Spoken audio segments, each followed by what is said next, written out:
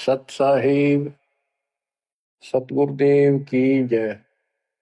बंदी छोड़ कबीर साहिब जी की जय। बंदी छोड़ गरीबदास जी महाराज जी की जय। स्वामी राम देवानंद जी गुरु महाराज जी की जय हो।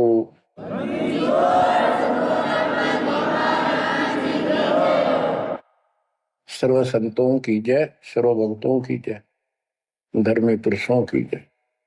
श्री काशी धाम की जय, श्री सुडानी धाम की जय, श्री क्रोथा धाम की जय, श्री बरवाड़ा धाम की जय। सत साहिब गरीब नमो नमो सत पुरुष को नमस्कार गो की नहीं। सुर नर मुनि जन साधु संतो सर्वस दीन। सतगुरु साहिब संत सब दंडोतम प्रणाम। आगे पीछे मत हुए तिनको कुर्बान। बच्चों, धन्य है आपके माता पिता जिससे जन्म हुआ। धन्य है आपके पिछले जन्मों की भक्ति और संयम। उसी के परिणाम स्वरूप आज आप परमात्मा की शरण में आए हो। लख वर्षूरा जूझ ही लख वर्षा मध्य लख वर्ती जहान में तो सतगुरु से मांगे। भावार्थ है कि आप इतने अच्छे धर्म कर्म वाले व्यक्ति रहे हो, लेकिन मोक्ष नहीं मिला। मोक्ष न मिलने का कारण परमात्मा पे अविश्वास रहा। जिस भी धर्म में जब जाति के अंदर हम जन्मे, हम उन्हीं क्रियाओं को उत्तम मानते रहे। परमात्मा के ज्ञान से प्रेरित होकर कुछ दिन भक्ति जरूर की, लेकिन एक से अनेक अधिक नहीं थे हम, फिर हम रह जाते थे। लेकिन ये परमात्मा हमारे पिता हैं कबीर साहब, हमारे सच्चे साक्षी हैं, हमारे एकमात्र हितैषी हैं इन काल के 21 ब्रह्मांड रूपी नरक में।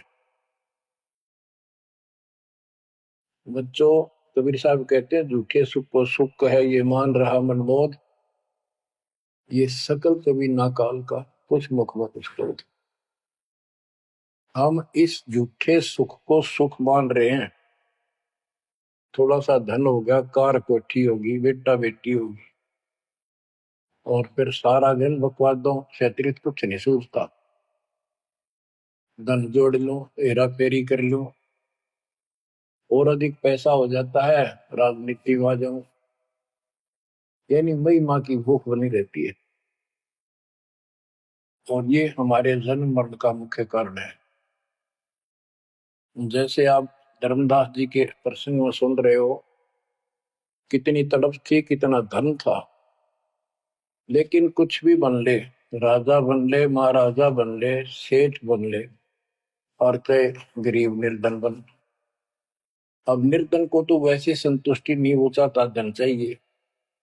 धन है तो सुख है। जिसका संतान नहीं है वो चाहता संतान है तो सुख है। कोई सेठ धनवाला सोचता है कि मुझे कोई सुख नहीं। सुख तो इन राज्य महाराजों को होता है। राज्य महाराजों को सपने में भी सुख नहीं होता। बच्चों, यह बात जिस दिन आपके हृदय में बैठ जाएगी कि ये सुख है ही नहीं, रात को भी नींद नहीं आती इन राजाओं को, नेताओं। लेकिन कुछ दिन कमांड चलती है इनकी, इसी में फूले रहते हैं। फिर ये भी सोचते हैं कि स्वर्ग में सुख होगा। स्वर्ग के राजा इंद्र, वो भी महादुखी, 24 घंटे टेंशन रहती है, कोई तप करता है और तेरे राज ने छीन ना ली। स्वर्ग का राजा नीचे यज्ञ करके या तप करके बनता है, और उसमें एक शर्त होती है कि तेरे शासन के दौरान, तेरे शासन काल में यदि कोई पृथ्वी पे ऐसा तप कर लेगा जो खंड ना हो, कुछ समय निर्धारित है, और 100 अश्वमेध यज्ञ निर्बाध कर गया, तो तेरी पदवी को छीन लिया जाएगा, उसको ये पद दिया जाएगा। तो बच्चों, उस राज को बनाए रखने के लिए इंद्र कभी हद भी पार कर देता है, अति कर देता है, इज्जत बेइज्जती का सवाल भी नहीं रहता।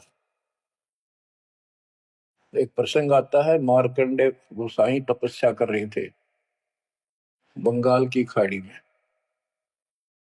इंद्र को पता चला कि एक साधक मार्कंडे बहुत जबरदस्त तप कर रहा है और कुछ दिनों में उसका तप संपूर्ण होने वाला है और तेरी गद्दी जाएगी।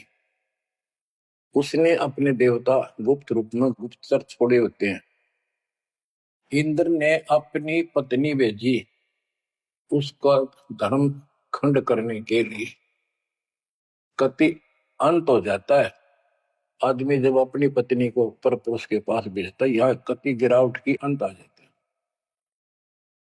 इतना जलील होना पड़ता है इस राज्य को बनाए रखने में, और वो भी हार जाती है। फिर इंद्र जाता है। ये लंबी कथा है, फिर कभी बताएंगे। मार्कंडे ऋषि इंद्र की पदवी को टारगेट करके तप नहीं कर रहा था। ये ऋषि क्या करते रहते हैं, ओम नाम का जाप करते हैं और तप करते हैं। तब तो इन्होंने ब्रह्मा जी से लिया। ब्रह्मा जी कमल के फूल पर बैठे थे। जब वो होश में आए, कमल जल पे होता कमल का फूल, सब जगह जल ही जल था। आकाशवाणी हुई कि तप करो। यह आकाशवाणी उसने भगवान की मानी। 1000 वर्ष तप किया। फिर आकाशवाणी हुई सृष्टि रचो, यानी जीव उत्पत्ति करो। तो कहने का भाव ये है बच्चों, फिर बाद में इनको वेद मिले, ब्रह्मा ने वेद पढ़े। ये सारे ब्राह्मण ब्रह्मा की संतान है। इनका सबका गुरु ब्रह्मा जी है। ब्रह्मा जी ने इनको बताया ओम नाम का जाप वेद में लिखा है। बच्चों, ब्रह्मा जी ने वेदों को पढ़ा। उसमें यजुर्वेद अध्याय 40 मंत्र 15 में ओम नाम है। चारों वेदों में कहीं और दूसरा नाम नहीं, ना दोबारा ओम नाम का जिक्र है। तो इन्होंने ओम नाम तो वेदों से ले लिया और तब आकाशवाणी मान ली भगवान की ब्रह्मा जी ने। तो ऋषियों ने उसी आधार पर साधना की। मार्कंडे भी वही डले हो रहा था। उसको इतना जरूर पता था कि इंद्र का राज एक अन्य गानी ओम के जाप से ब्रह्मलोक प्राप्ति होती है। तो वो ओम नाम का जाप करता था, उधर से वो तप भी करता था। ओम नाम के जाप से ब्रह्म लोक प्राप्त होता है। गीता अध्याय 8 श्लोक 13 में गीता बोलने वाला प्रभु कहता है, ओम इति एक अक्षरम ब्रह्म विवहारं माम अनुस्मरण ये पर्याति पदम देहम स याति परमाम गतिम। मुझ ब्रह्म का केवल एक ओम नाम है, जो इसका अंतिम सांस तक भक्ति करते हुए शरीर छोड़ के जाता है, वो ओम नाम से मिलने वाली परम गति यानी ब्रह्मलोक को प्राप्त होता है। ब्रह्मलोक प्राप्त होता है, ये कहां प्रमाण है? श्री देवी महापुराण। श्री देवी जी दुर्गा जी राजा हिमालय को बताती है। राजा हिमालय कहता है जी मुझे मोक्ष मार्ग बताओ। वो देवी का परम भगत था। देवी ने राजा हिमालय को बताया कि ओम नाम का जाप कर, इससे ब्रह्म की प्राप्ति होगी। दिव्य आकाश रूपी ब्रह्म लोक में रहता है। इति सिद्धम, ओम नाम के जाप से ब्रह्म लोक प्राप्ति है।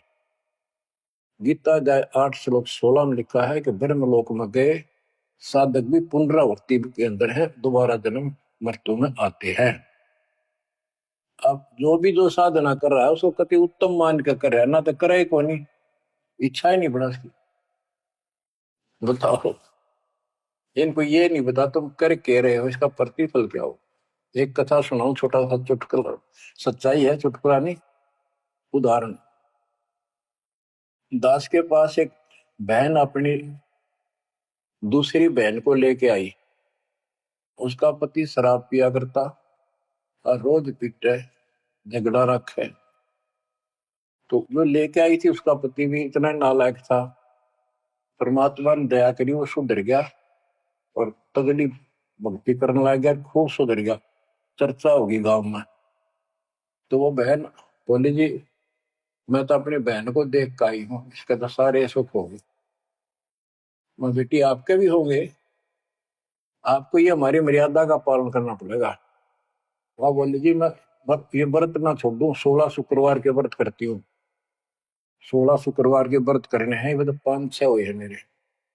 मैं बोला हमारा नाम लेना बेटी वो सब त्यागने पड़ेंगे। ये व्रत रखती किस उद्देश्य से है, क्या लाभ होगा आपको फिर। तो वो बहन बोली जी बताई थी किसी ने, अब तेरा पति शराब छोड़ देगा। मैं बोला पहले 16 शुक्रवार व्रत के प्रतिफल बताऊं के उसे, इसका लाभ क्या है। ये आन उपासना ये डले ढोने वाले क्या बताते हैं कि एक बहन का पति परदेश में गया था और वो 2-3-4 साल तक आया नहीं। उसने किसी ज्योतिषियों से दिखाया, पत्रे हाथ दिखाए, किसी ने बता दिया कि तेरा पति तुझे भूल चुका है, तेरी याद नहीं रही। माता संतोषी के व्रत रख 16, तेरा पति वापस आ जाएगा। उसने व्रत रखने शुरू किए शुक्रवार के 16वें दिन, 16वें व्रत वाले दिन वापस आ गया। ये है इसका फल। और मैं बोला तेरा पति रोज आवे रोज कूटे, गड्ढेगी तू इस बता के फूकेगी बर्तन, बुद्धि कान रखेगी तुम्हारी। तंती रखना नहीं चाहिए, 2-4 दिन ना हो तो बढ़िया, पिटाई देना हुआ। कहने का भाव यह बच्चों, इन गुरुआ गांव बिगाड़े संतो गुरुआ गांव बिगाड़े, ऐसे कर्म जीव का लागिए कीव जड़े नहीं जाड़े। तो मार्कंडे ऋषि इंद्र से कहता है, इंद्र तू इंद्र की पदवी छोड़ दे, अगले जन्म में गधा बनेगा। इंद्र कहता जी फेर की फेर देखी जाएगी, तो मौज करने दो। बता हमारी बुद्धि यहाँ तक सेट हो चुकी है, फेर के देखी जाएगी, गधा बने पाछा तो कुमार देखेगा, कड़मे मारेगा लठ, 2.5 मन का धरेगा समान कमर पे। मार्कंडे ऋषि उसको कहता तू मेरे वाली साधना कर ले, तुझे ब्रह्म लोक पहुंचा दूंगा। बच्चों वो कहते हैं ना, बेड की लात गुडने तले तले, ये कहीं जा लो, इनका ये इतना ज्ञान है, इतनी इनकी अंतिम भक्ति है। अब प्रसंग चल रहा है धर्मदास जी का। ये जड़े धर्मदास जी ने खूब डो लिए थे, और जब आंख खुली ओए होए होए, अब परमात्मा उनको छोड़कर चले गए। दोनों पति पत्नी देखते ही रह गए, आंखों में आंसू टपक रहे थे। ओझल हो गए भगवान जब गली से अंदर आए, राग खूब रोए अंदर बैठ के। ताकि पता नहीं आऊंगे कि ना आऊंगे ना, ये गांव नाम बताते, ये भी कमाल हो गया। परमात्मा कराते आए तो धर्मदास जी ने बोले खुशी मनाई, शरण पकड़ के बहुत कुछ प्रश्न उत्तर किए। आखिर में कहने लगे धर्मदास जी, हे प्रभु अवगत कला तुम्हारी, हम है कीट जीव वे बिचारी, सत्य लोग तुम वर्ण सुनावा, शोभा पुरुष अनसन सत भावा। हे परमात्मा आपने सतलोक बताया, आपने परमात्मा की शोभा बताई, मारने वाले हंसों का भी बड़ा गजब का सुख बताया। कैसे न देश राज व आही, चित इच्छा पर वो देखन ताई। कि वो कैसा देश है, कैसा लोक है, मेरा मन करता है उसने देखो। परमात्मा बोले धर्मदास ये निर्घनी काया, निर्घनी ये बेकार, इसमें डंगा भरा पड़ा, काम क्रोध लोभ विष्टा थूक ब्लड टट्टी पेशाब, इसमें कैसे दर्शन होगा उस भगवान के। मैं जो बताता हूं तू ऐसे भक्ति शुरू कर दे, और जब शरीर छोड़ के जाएगा तो आपको परमात्मा के दर्शन हो जाएंगे। वहां सतलोक भी देखिए, वहां सारे अपने बहन भाइयों में खुशी करे ना। धर्मदास ये निर्गनिकाया, ये तन पुरुष दरस के में पाया, इस तन में भगवान कैसे दिखेगा। तन ठीक का जो पूरा हो भाई, सतलोक तो देखो जाए। जब ये तेरा शरीर का समय पूरा हो जाएगा जीवन, फिर इसको छोड़ के सतलोक देख लिए जाके। धर्मदास के चरण निहोरा, हे प्रभु तिरसा मिटाहो मोरा। शरण टेक प्रभु विनवै तो ही, पुरुष दर्श बिन कल नहीं मोही। दोनों चरण पकड़ के धर्मदास ने बोला, ये भगवान एक में दिखा दो, मेरी यह भगवान के दर्शन की प्यास मिटा दो, उसके दर्शन बिना मुझे एक पल भी चैन नहीं होगी। परमात्मा बोले, भाई मैं ही हूं प्रभु, सारी सृष्टि का मालिक मैं हूं, मैं आपका गुरु हूं। दीक्षा दी धर्मदास जी को फिर, मैं आपका गुरु हूं, मैं आपका भगवान हूं, मैं सत्पुरुष हूं और मेरा ही नाम कबीर है।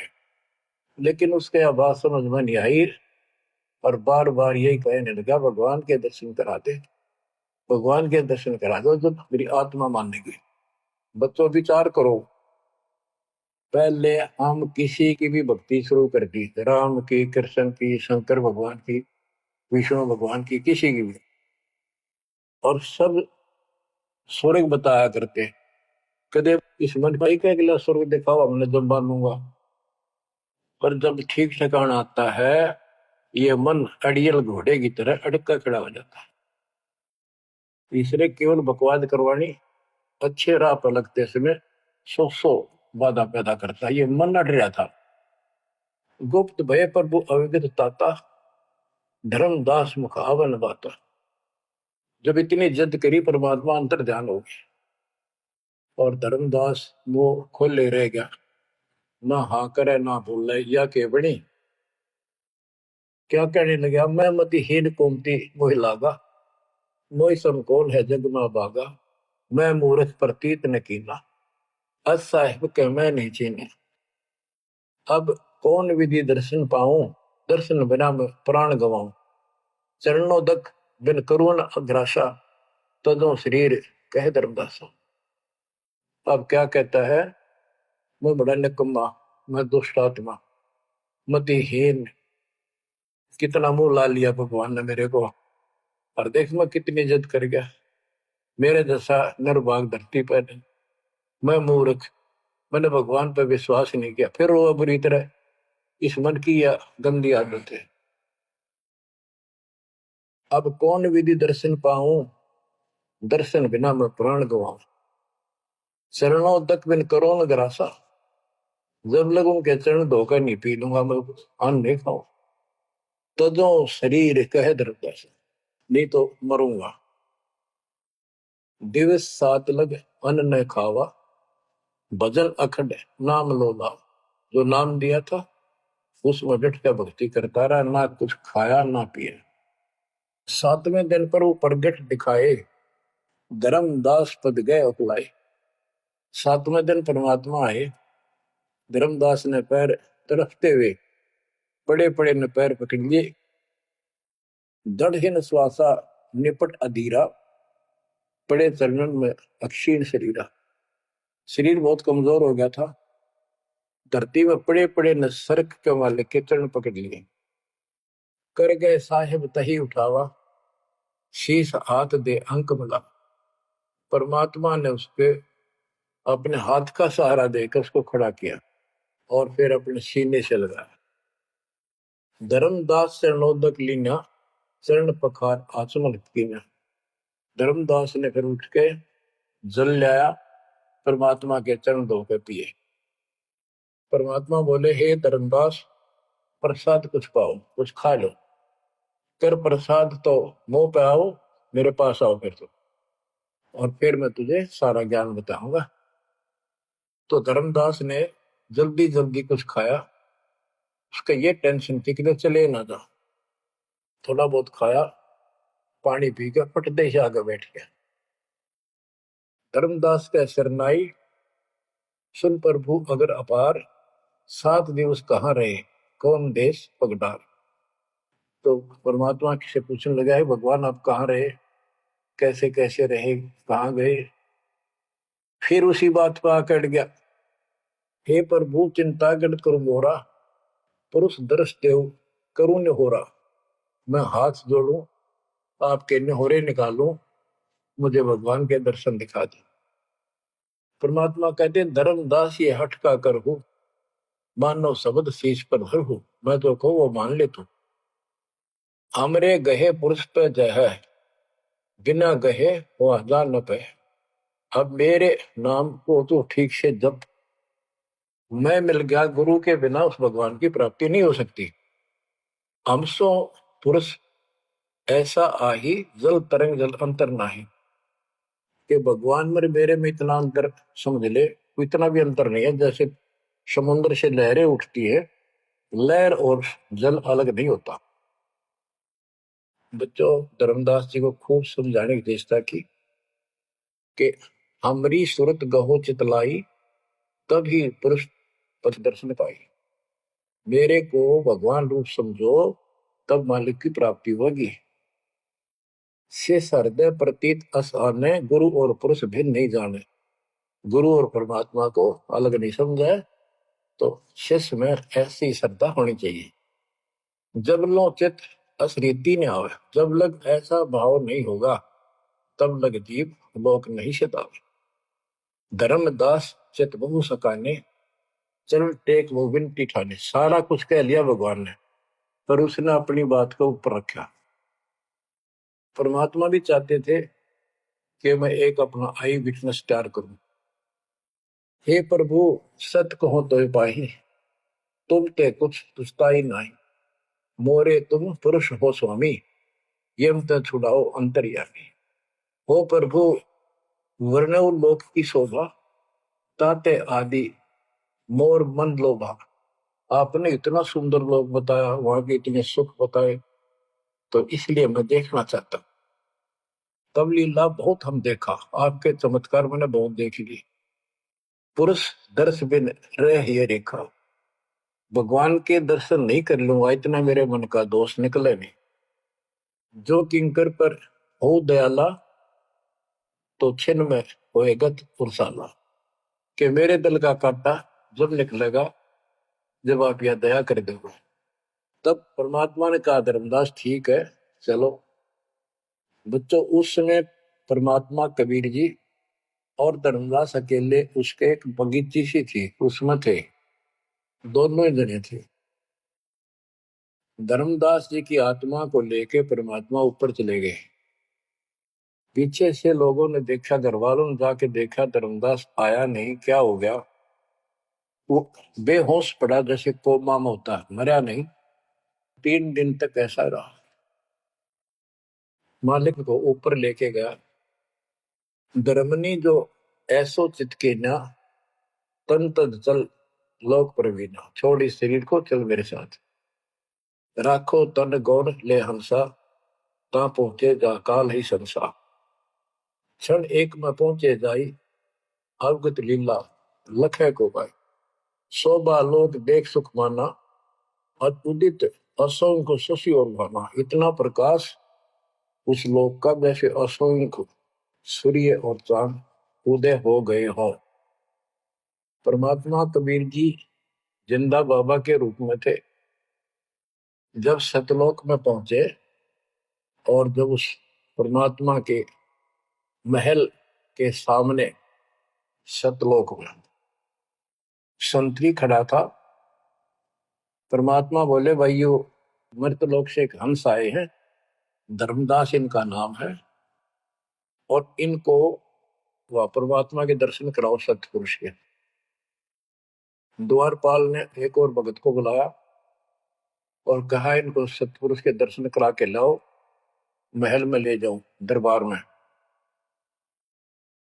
जब वो लेके चला धर्मदास जी को, बहुत से भगत और आगे हंस हंसनी, यानी जैसे यहाँ भगत कहते हैं वहां हंस कहते हैं, भगतमती कहते हैं, वहां हंसनी कहते हैं। हंस का अर्थ है, हंस एक पक्षी है जो बुगले जैसा होता है, कति सेम टू सेम। लेकिन उसका गुण ये होता है, वो मांस मच्छी नहीं खाता, भूखा मर जाएगा, केवल मोती खाता है। अर्थात संत भगत वो होता है जो सब बकवाद छोड़ दे, केवल राम नाम के मोती सेवा सुमन दान करे, उनको हंस कहते हैं।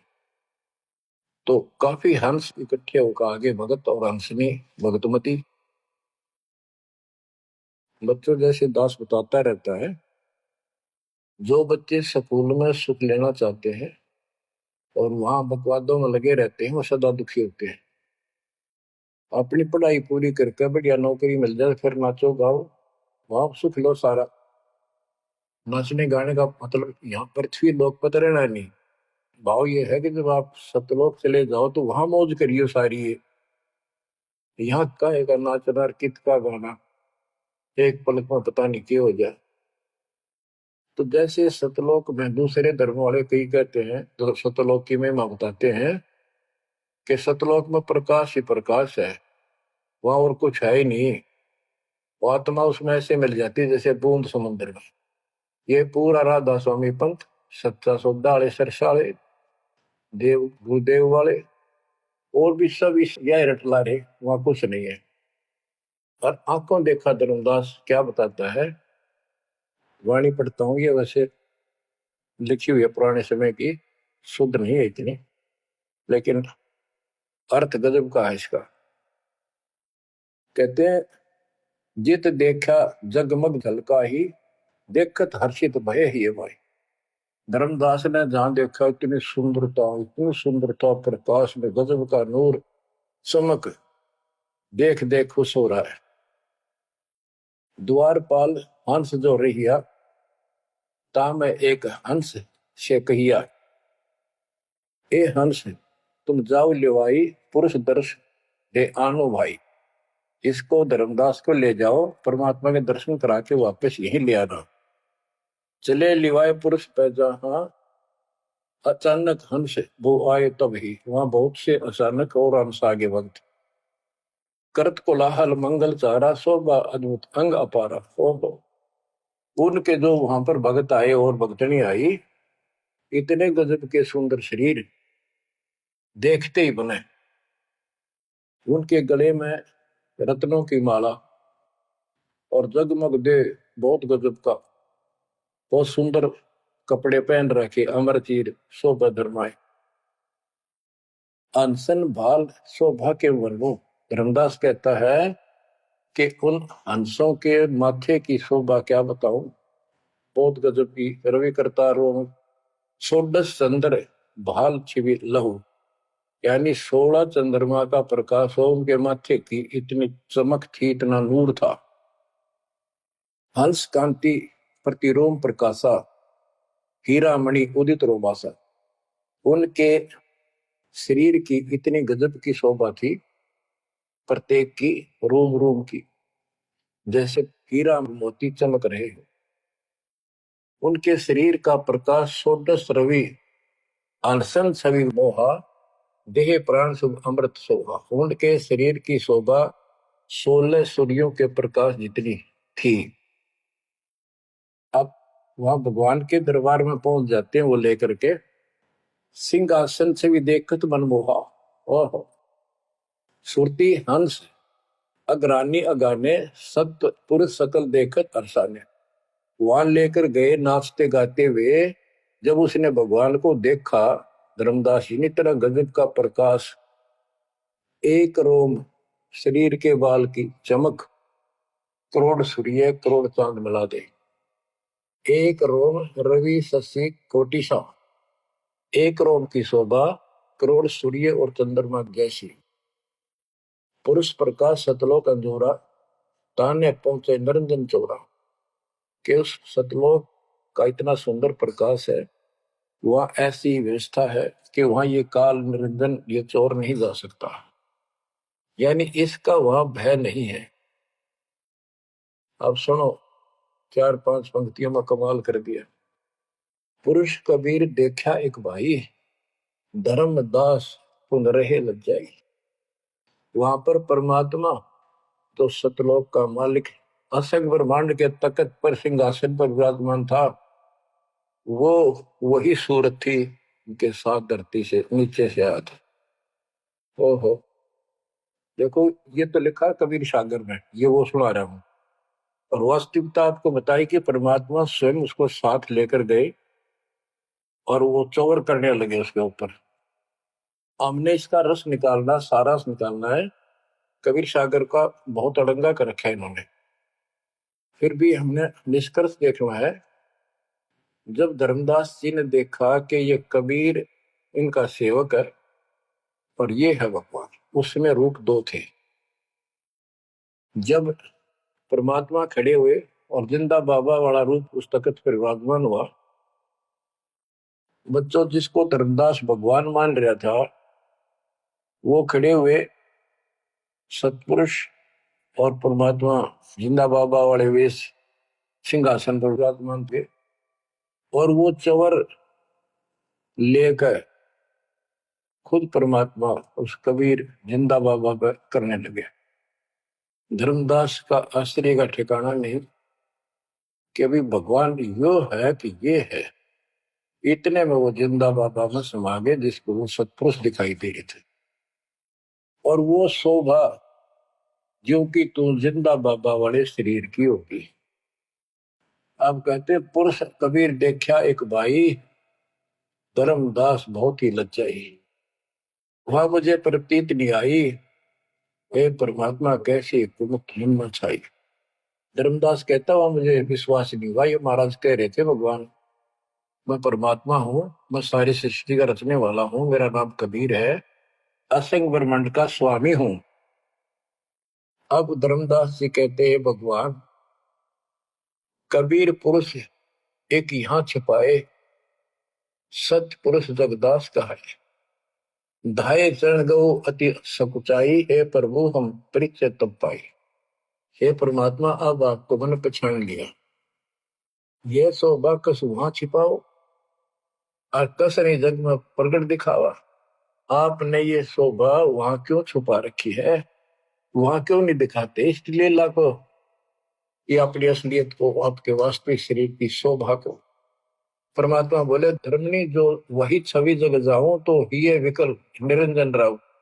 यदि मैं इस शोभा युक्त नीचे जाऊं तो काल निरंजन पागल हो जाए, और मैंने उसको वचन दे रखा है कि मैं अपना ज्ञान समझा के जीव को लाऊंगा। और वैसे बच्चों परमात्मा आज हमने ले जा, हम टिक नहीं सकते वहां पर, भूल जाओ इन बातों में, ये तो कहने की बातें हैं। उदाहरण देता हूँ, कबीर साहब कहते हैं हम मोहम्मद को वहां ले गए, इच्छा रूपी सतलोक निरे हो, उल्ट मोहम्मद महल उठाया, दूध धीरे कलमा था। यानी हम हजरत मोहम्मद जी को ऊपर लेके गए थे कि ये समझ गया तो इन सब जो इसने लाखों त्याग कर रखे सबको बता देगा। लेकिन नीचे प्रभुता घनी होगी थी, संगत उबत खूब होगी थी इसकी, और उसके ऊपर प्रभुता पाके भूल गया भगवान को, नहीं इच्छा हुई तो वापस छोड़ दी।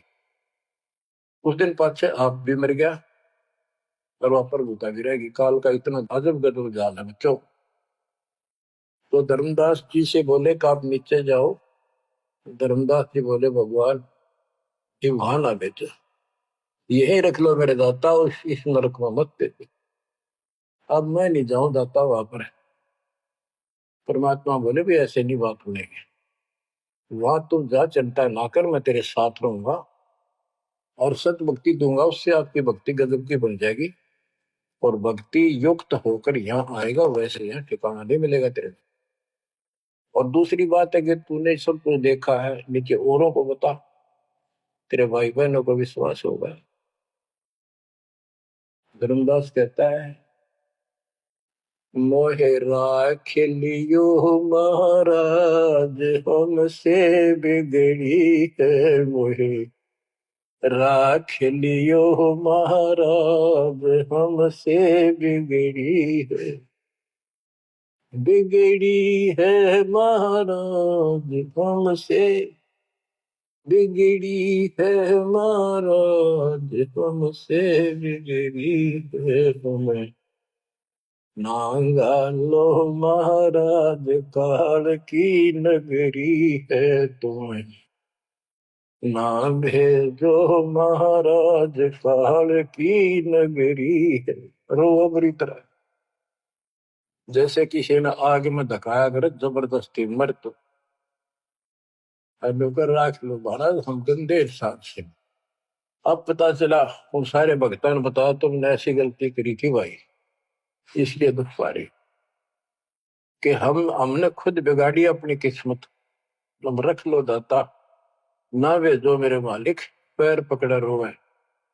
परमात्मा बोले भाई ऐसा ना कर, वापस चल और वहां पर मैं तेरे साथ रहूंगा, भक्ति कर, कोई दिक्कत नहीं आने दूंगा मैं तेरे को, चिंता ना करी, तेरे पीछे पीछे ने फिरूंगा मैं।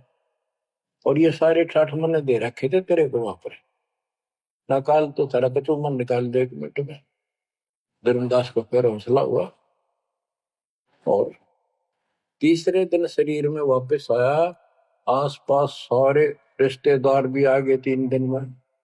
सारा गांव क्यों सेठ था, पैसे वाला था, लोग जोरदे बैठे, ना मरता ना जिंदा, इसका क्या हाल हो गया। परमात्मा ने बताया मैं काशी में हूं, एक दुल्हे का काम करता हूं, मेरा नाम कबीर है, मेरा गुरु रामानंद जी है, स्वामी रामानंद, जो वहां के प्रसिद्ध संत हुआ करते थे। धर्मदास जी सचेत हुए, उठे तो देखा चारों तरफ हाहाकार मच रहा, वो जिंदा हो गए तो एकदम खुशी की लहर आ गई। आमनी भी रोए, तो वो कहने लगा क्या हो गया तुमको।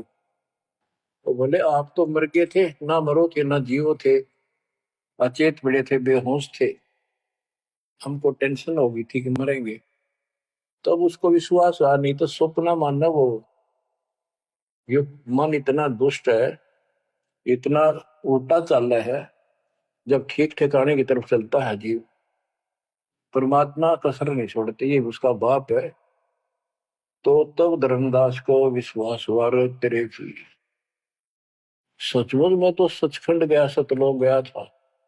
फिर उनको बताने लग गया सारी, मैं वहां गया था, सतंदा बाबा भगवान है, खुद है, सारी सृष्टि के रचने वाले हैं, ब्रह्मा विष्णु महेश, तब के सामने कुछ भी नहीं है। वो रिश्तेदार आए थे तो चले गए, पागल हो गया, बांटन दे, जिंदा हो गया शुक्र है। लेकिन जिसका लागे वो तन बने। धर्मदास काशी पहुंचे और देखे दुल्हे के रूप में बैठे वो सूरत क्यों की तू, चरणों में पड़ गए। आसपास के कॉलोनी के लोग आगे बुलाए, बताओ पूछे कौन है, ये सेठ है, ऐसे ऐसे कांधोगढ़ का प्रसिद्ध सेठ है।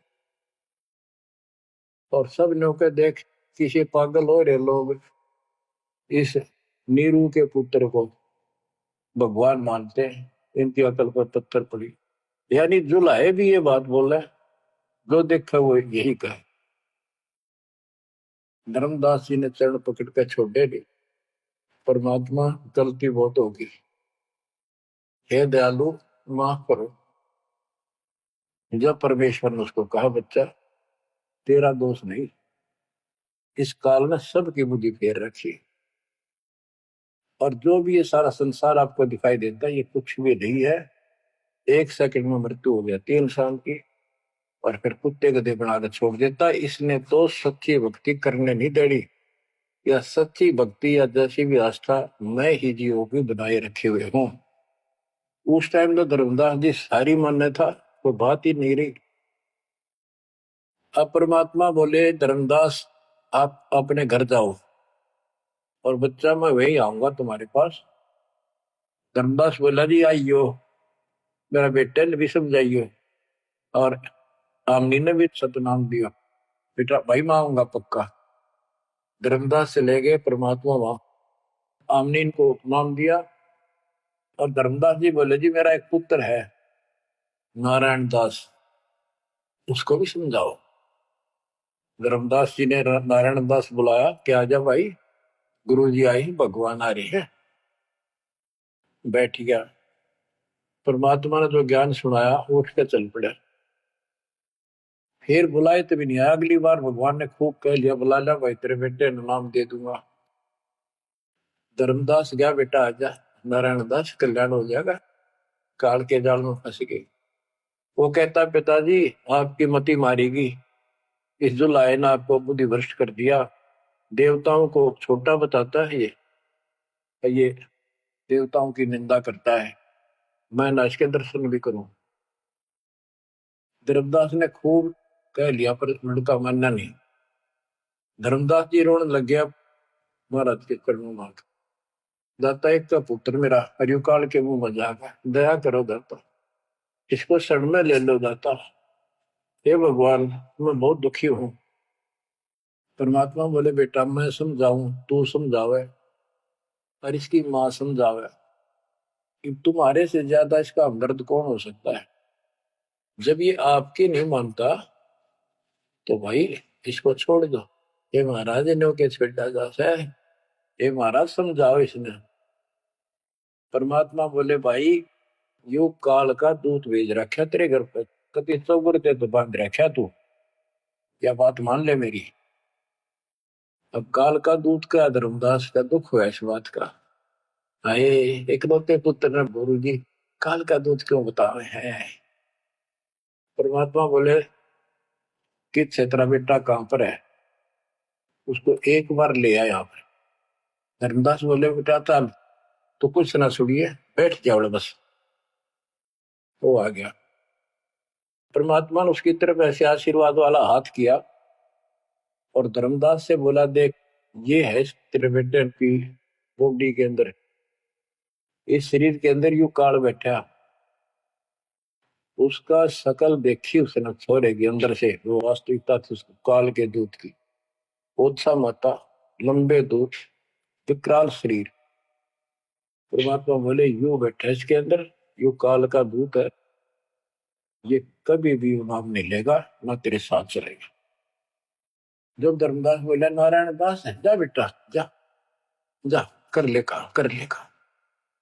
चरणों में पट गया, भगवान मेरा तो बीज नष्ट हो गया, हे भगवान मेरा तो वंश ऊपर चलेगा, पता ही काल पैदा हो गया मेरा तो। परमात्मा बोले वंश ने के चाटेगा, तू पीछा छुपवा ले यहाँ से बेटा, क्या करेगा इस वंश का। ये तो काल खाई खुराक का पहन पोशाक का यम का बकरा पड़ता है, लेकिन हमारा तो रंग चढ़ रहा है।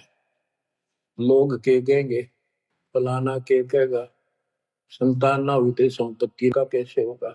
कई बीमारी बांट रखी है, कई रोग ला रखे काल। परमात्मा बोले ठीक है, तेरे को मैं अपना बच्चा अपना हंस भेजूंगा, और आज से 1 साल के बाद तेरे घर में पुत्र उत्पन्न होगा, उसका नाम चूड़ामणि रखना। उस समय बताते हैं धर्मदास की उम्र 80 साल की हो चुकी थी और आमनी देवी भी वरदौलिये थे। ये धर्मदास के आप विश्वास हो, ये मालिक हे परमात्मा इस उम्र में कैसे बच्चे होंगे हमारे, हम तो कति व्यर्थ हो चुके हैं। तब दाता ने कहा देख उधर देख, तेरे आंगन में एक छोटा सा बच्चा ऊपर से आया, आंगन में हाथ पैर मारे नो, एक पत्ते के ऊपर लेट गया आके, साथा आया पत्ता से, ये तेरे घर में 1 साल के बाद आएगा। इतने बहुत दान हो गया। कुछ विश्वास कुछ अविश्वास, परमात्मा की दया हुई, आमनी को गर्भ रहा, 9वें महीने 10वें दिन बच्चा हो गया, नाम चूड़ामणि रखा। पर तू कुल की चिंता करता था, तेरा 42 पीढ़ी तक तेरा वंश चलेगा, चिंता ना कर। जब उसका दिल डटा, बच्चों गजब की बात है, तो मैं धीरे धीरे इसको पूरी सुन ले हुए कथा को, आपके बहुत से अंधेरे हट जाएंगे। अब परमात्मा ने चूड़ामणि शाना हुआ, उसको दीक्षा दी, उसी को धर्मदास जी को भी गुरु पद दे दिया था।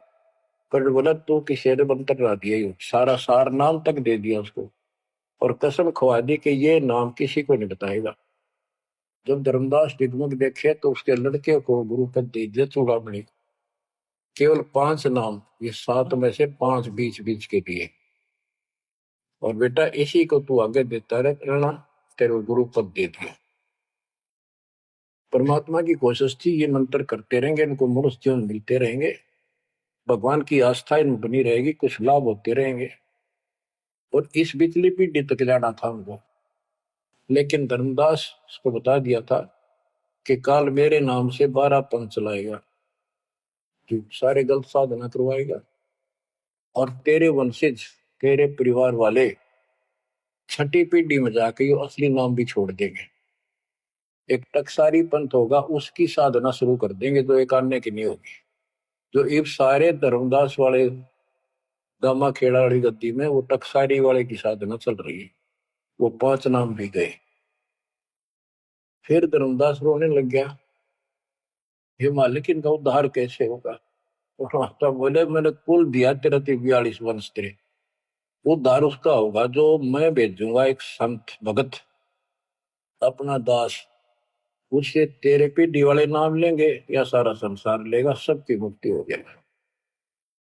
बच्चों, परमात्मा की असीम रजा है, आप ये सत्यनारायण कथा सुन रहे हो और सुनते रहो। मुश्किल से ये अमर कथा मिली है सुनने को। मालिक आपको मोक्ष दे, सदा सुखी रखे। सत साई।